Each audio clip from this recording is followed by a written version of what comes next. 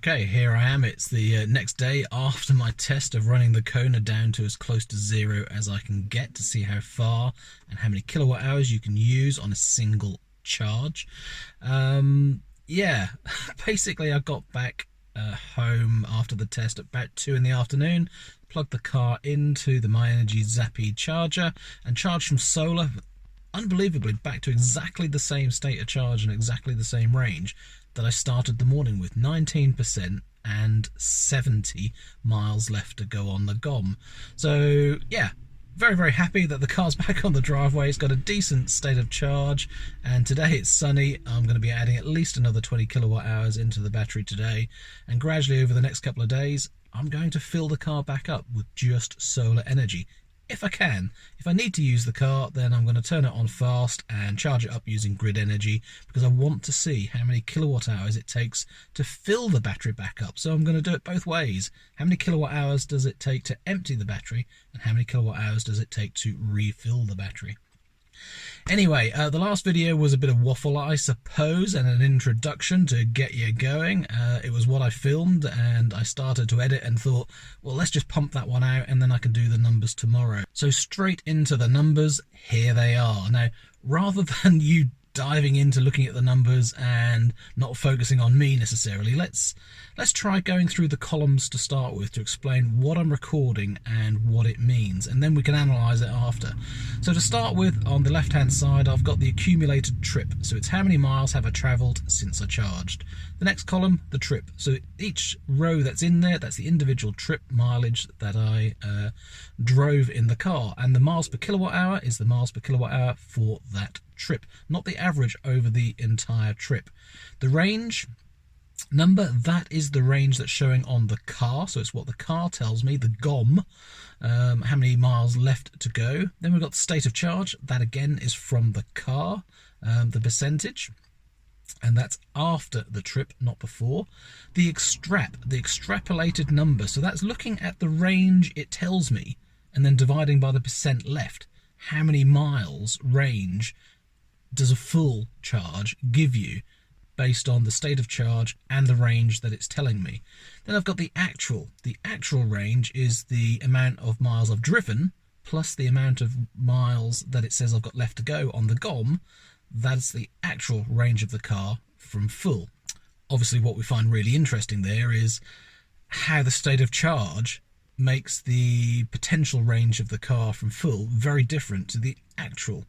Then we've got used, so it's used kilowatt hours. So from the OBD2 reader device that I have, I can tell, because I reset it, how many kilowatt hours I have consumed in the car while driving, and that is an accumulated value, not for individual trips. I haven't reset it every single trip. It's accumulated from the time that I charged to 100% all the way through to when it's empty.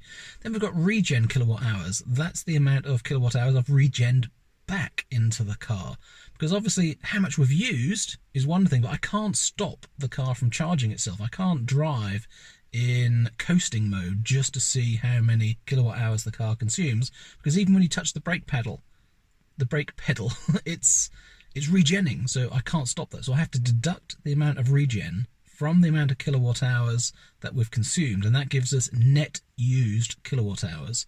So right at the end, when we're empty, that should be 64.2 kilowatt hours, if that's what Hyundai say we have available as a customer to use. Now if we look down those columns, what you can see in the trip values, 30 miles, 20 miles, 40 miles, 27, 18, 55, 17, 28, I'm doing similar trips. Now basically that's me just popping out to somewhere towards the coast, or a coastal trip, me popping into the city in Norwich to do some shopping. It's me doing my normal routines. That's my normal trips. Okay, I haven't done any huge trips that might occasionally be in there, and there's a couple of trips recorded that are just a couple of miles where I've popped to the local shop, but I'll try to exclude those, that they don't really add any value to anything. And then the final 70-mile trip. Well, basically, if the car was on 19% state of charge, there's no way I was going to drive half of that, then leave it overnight on 10% state of charge. I am quite fussy about leaving the car on low states of charge or high states of charge. I will only do it for very small periods of time and charge up straight away. Like the manual says, I am a good boy. I do what Hyundai says. Well, sometimes. And then the battery column. Well, the battery column is the battery size. So what I'm doing is taking the net number of kilowatt hours used, accumulated. So let's take the 6.8 at the top minus the 2.3. That comes out to be, what, 4.5. And then looking at that as a percentage of the state of charge. And that gives me what the predicted battery size is. Now on that column it says 56.25 kilowatt hours. So clearly from the initial number of state of charge being reduced in the initial amount of kilowatt hours used is giving me a rogue number.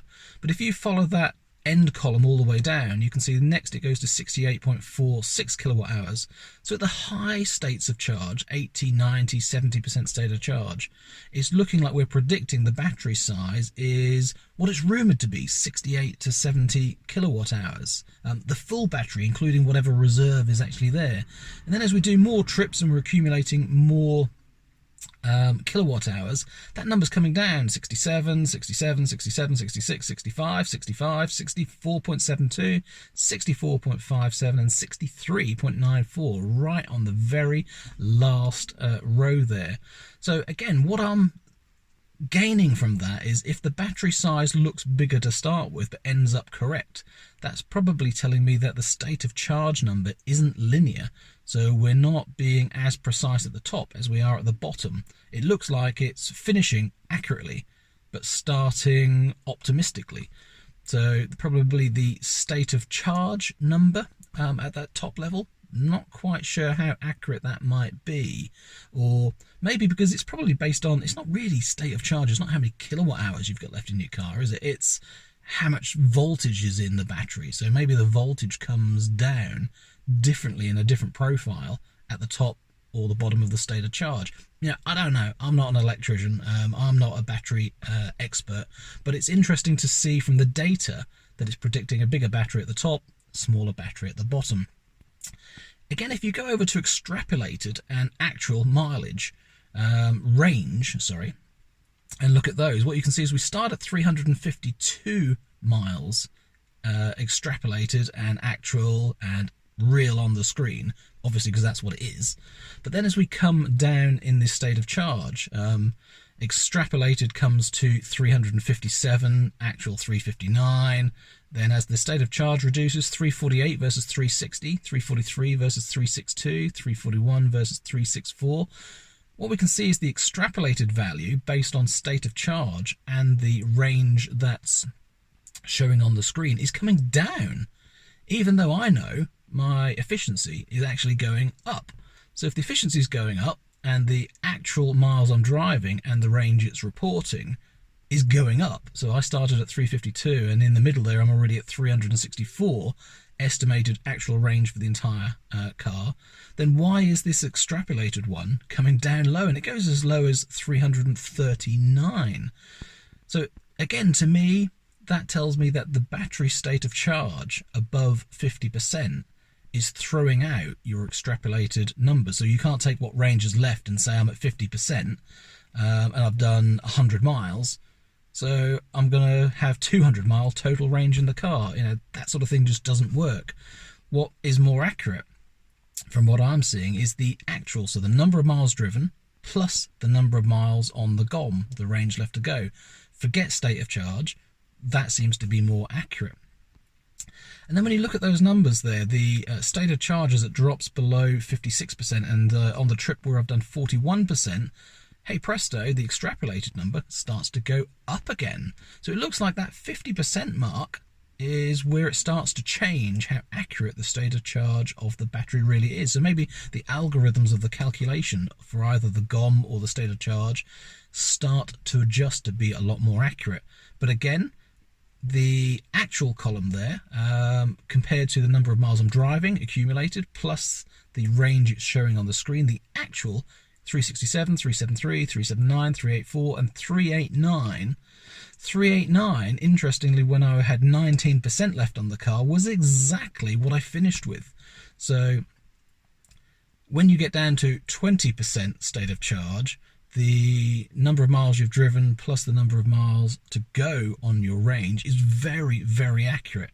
And that's real comfort, isn't it? That knowing if you're going to drive a long distance and the numbers are getting low on the car, you want to have trust, you want to have faith that you can really do it. And that's why I'd recommend that you do this sort of thing yourself to gain confidence with the car. Obviously, you can see from my video that it is accurate at the lower end. At the top of the state of charge, I guess you're not so concerned about range anyway. If it says 300 or 350, who's going to care exactly how many miles it's going to run out in?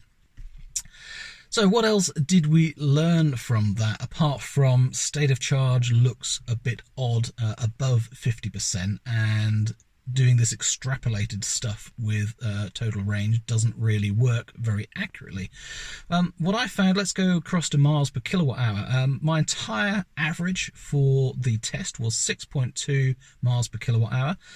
I saw on the screen it said 6.1, and then towards the end when I pulled in, it just flicked over to 6.2.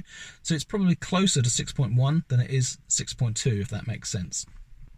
Very, very good. 6.2 miles per kilowatt hour over 389 miles. That's, well, 386 miles travelled, 2 miles range left to go. So 388.5 equals the actual range of 389. It's pretty spot on. The efficiency changes. If you look at the trips that I did, I was getting 5.8, 5.9, and just one 6.4, and then all of a sudden 6.5, 6.5, 6.8 at the end. Now, the 6.8 at the end, don't forget that as the mileage is coming down and the state of charge is coming down, I am driving more cautiously, because naturally you think, I'm near the end, I need to go slow, I need to save it, even though on the test I was actually trying to run the car out. So it's just a natural thing to do to drive more efficiently. But also, I think the weather was slightly better in those days, and also I did actually pump the tyres up. I noticed around the time of the 40% mark, where I'd had the last 5.9 miles per kilowatt hour, I did pump the tyres up from 35, 36 psi to 40/41 psi. In fact, I think they're about 39 psi at rest. And the reason for that is because the dealer had told me when I picked the car up that Hyundai recommend 40 psi in the summer and 4 psi less, 36 psi during the winter. That was what they told me. And the cars are being delivered to customers typically with around 40 psi. So whether it was pumping the tyres up that caused the extra efficiency at the end, whether it was the weather, whether it was just the car works better, maybe it's lighter with less energy in it, I don't know the reason, but I got better efficiency at the end. That incredible 6.8 miles per kilowatt hour is one of my best over such a long distance. Anyway, you know from the video yesterday that I ended with only 1% state of charge showing, but is that 1.4? Is that 1? Is that less than 1? It's all within the ballpark, isn't it? And the number of miles it said on the screen for range left was 2, but as I was taking the pictures in the car, it actually flicked over to 1 mile of range left, so pretty close. I am told, when I look at some of the online documentation from Hyundai, that when it goes to empty, you have a couple of miles left. But I've seen a couple of videos of people in Ioniqs where when you get to 0, that's it. There isn't anything. So I don't think I'd want to go at all beyond 0, and trying to judge it to 0 was actually quite hard, because as I said on the video yesterday, as soon as you start going up a hill, your actual miles per kilowatt hour for that part of the trip is like 2 to 3 miles per kilowatt hour. It's really small. So your range calculation will massively change. If I've been getting 6 on average and then suddenly just get 2 or 3, the car's going to have a bit of a hissy fit and go, whoa, you got no range left, you're empty. And it's at that point I wouldn't want the car to physically stop and run out. So for me, you've got to know your roads, and you've got to know your efficiency that you can get on those routes before attempting anything close to that. Always have a little bit more in hand. I definitely don't recommend doing that as a normal thing, going that low. Anyway, what else have we learned from that? The big one, come on, let's get to the big one. 63.94 is my calculation there of how many kilowatt hours the battery is in size. It was 63.94 3-ish net, something like that. And then when you take into account there's 1% left, 63.94 is the battery size. So using that number compared to the 64.2 that I'm supposed to have, that's less than 0.5% of degradation in the 18 months I've had the car and 18,000 miles. But as I said, if instead of looking at 1% you called it 1.4, perhaps there's some rounding, then it works out to be exactly 64.2. And then, of course, as we've seen with those battery size numbers, there might be some rounding there as well within my used and regen numbers, because it's only 1 decimal place. So it's quite plausible, and it looks very realistic that I got 64.2 kilowatt hours out of the battery. My battery hasn't degraded at all. So those thoughts and rumours that Hyundai have a top buffer, and perhaps they keep presenting to you 64.2 kilowatt hours, even though you're using perhaps a little bit more of that top buffer year after year, it still looks to you like 64.2 kilowatt hours. That makes sense to me. There should have been some degradation, perhaps. So what would be interesting is to do this sort of test on an annual basis and see whether those numbers change. But could I do that accurately? I don't know. So anyway, battery degradation? None. There's none whatsoever. So, if you're driving around in a Leaf and you're worried about degradation, or a Zoe because of the older battery styles and everyone's worried about battery degradation, well, with a Kona Electric with such a big battery, you are tending to charge between 20% and 80%. You are tending to look after the battery. You're not stressing it as much. You're not charging to 100% every time. That's completely different to how you would drive a smaller battery EV, having to charge it up to 100% every night to maximize your range because you haven't got very much to start with. So, of course, the Kona Electric battery is going to be better than some of those cars in degradation terms, but really, really good to know that the 100% state of health that the car reports is absolutely genuine. What else have we got to gauge from that? Well, the percentage of regen is about 25 to 27% over that entire journey. So at various points along the trip, it was 25, 26, 27%. So that's really nice to know. I mostly use level 2 regen. So in that amount of regen, that driving style, I'm getting 25% energy back from all the energy I'm expending on driving. And then finally, if we look at the miles per kilowatt hour number, that's the part of the test I really wanted to do. Is the miles per kilowatt hour number that the car tells you accurate, or is it just a complete fabrication? Like when you're driving a petrol car and it says you're getting 60 to the gallon, when really, when you fill it up with fuel and look at your miles per gallon, you're only getting like 48 or 52 or something. Then it's quite disappointing that it's telling you some really high numbers for no reason. So if we look at the 386.5 miles driven and the number of kilowatt hours consumed, and look at that as a miles per kilowatt hour number, it comes to 6.1. So given that I know that we did 6.1 on average and then it just clicked over to 6.2, it's really accurate. Really, really accurate. And that confirms my experience with driving the car. If you're trying to determine how much range you have left, the best way of doing it is looking at your miles per kilowatt hour. That number is very accurate, so it's going to show you how much energy. You've got 64.2 kilowatt hours of battery energy to use, and if your average that you're going to get is 4 miles per kilowatt hour, then it's just 4 times 64.2, which is 240, 256, 257 miles. So 4 miles per kilowatt hour, full battery to empty, you're going to have that 250 odd miles of range. That's a very, very accurate way of working, because the miles per kilowatt hour does seem correct. What a pity that Hyundai don't show you these kilowatt hour numbers in the trips. Why not? I mean, it bugs the heck out of me that if you've got this history information about your trips and your miles per kilowatt hour, why not just show the kilowatt hours as well and the regen number as well? And then if you've got a charging session, well, why not have a charging session screen? It knows when the charge stops and when the charge starts, and it knows what the numbers are between the two. So why don't they show you this information? Because it's lovely, it's great, we want more data, and it gives you confidence with the car. Maybe Hyundai just don't want to share information about the battery. and they don't want you working out what the battery size is. They don't want to see, like I just have here, that there's 68.46 kilowatt hours of battery size available according to the numbers that it's presenting at the time, the 92%, sorry, the 87% state of charge, and I had used 13.5 kilowatt hours at the time. So there you go, there's all the numbers, and a very, very successful test, because no shocks, no horrors, no problems.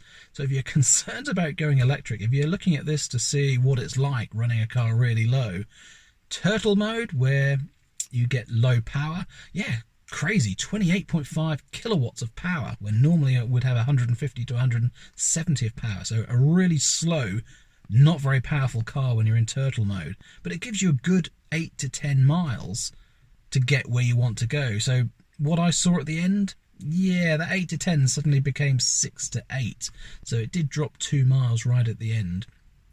Hope you've enjoyed this video. I hope you've enjoyed all of the numbers and the, yeah, I guess it's the truth, isn't it? The truth in the numbers, that we can see how the extrapolated numbers are changing and the battery size is changing, but it's equaling the very accurate, precise numbers at the end, which gives us confidence.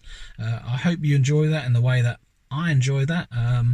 I've learned a lot about the car, and with this distance to empty update, it was a recall update, that service campaign update that Hyundai did last year. There was a little bit of concern about what that difference and change was. Well, do you know, I didn't notice any difference in how the cars behaved, state of charge wise and showing range wise. It looks the same to me from what I did when I drove 300 miles in the Kona previously. So, you know, who knows what on earth they did in the background, but the car is still reliable and confident. Thanks again for watching, everyone. If you haven't subscribed already, please subscribe to the channel.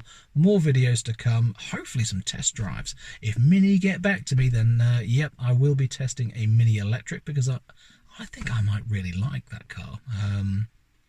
Yeah, don't tell anyone, but that's a nice looking car and I like it, even though it's got really low range. The Zoe, well, I guess, you know, everyone's telling me that when you drive it, it's better than the last one, and I did like driving it last time, so I think for me that's going to be the crux. I'm not as keen on it right now, but it surprised me last time, and if it surprises me even more this time, who knows. So third time, thanks for watching, take care, see you again soon, bye for now.